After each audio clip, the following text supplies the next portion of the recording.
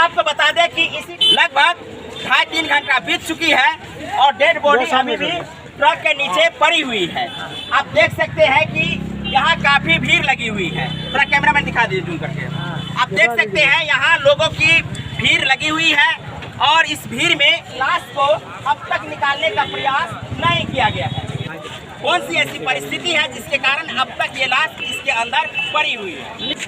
जिस व्यक्ति के डेड बॉडी ट्रक के नीचे फंसा हुआ है वो रजौरा गांव रही टोल की है, जो दरभंगा जिला के अंतर्गत आती है।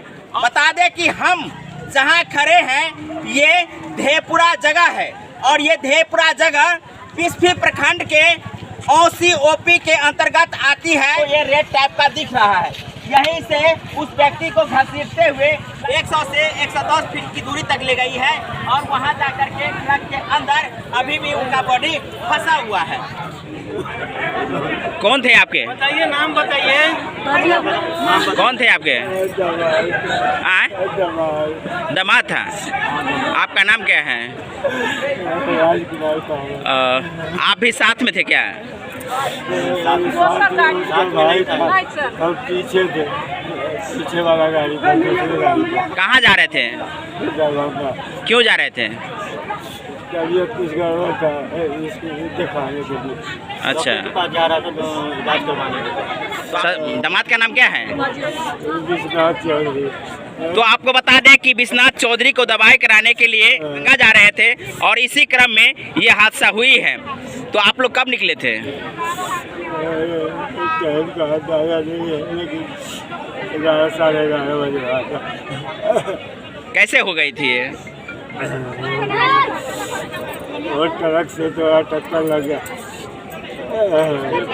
तो आप देख सकते हैं, बता रहे हैं, बोलने की स्थिति में नहीं है, बता रहे हैं कि ट्रक से हल्का सा टक्कर लगी है जिसके कारण वो नीचे गिर गए हैं और नीचे गिरने के बाद ट्रक में लपटाते हुए आगे निकले हैं और आगे निकलने के बाद उनकी बॉडी का जो हालात है वो आप देखेंगे तो शायद आप भी देखने से परहेज करेंगे, चूँकि पूर्णतया लगभग 100 मीटर की दूरी पर उस व्यक्ति को घसीटते हुए ले गई है। तो निश्चित रूप से आप समझ सकते हैं कि सड़क पर क्या स्थिति बनी होगी। क्या मांग किए हैं? हाँ। क्या नाम है आपका? कहाँ घर है आपका? कौन थे आपके? दामाद थे। भगिन जमाए हैं। क्या मांग की है? क्या गो धियापुता है उनको? 3 गो है। कब शादी हुआ था इनका? 10 साल करीब हो गए। 8-10 साल हो गया है।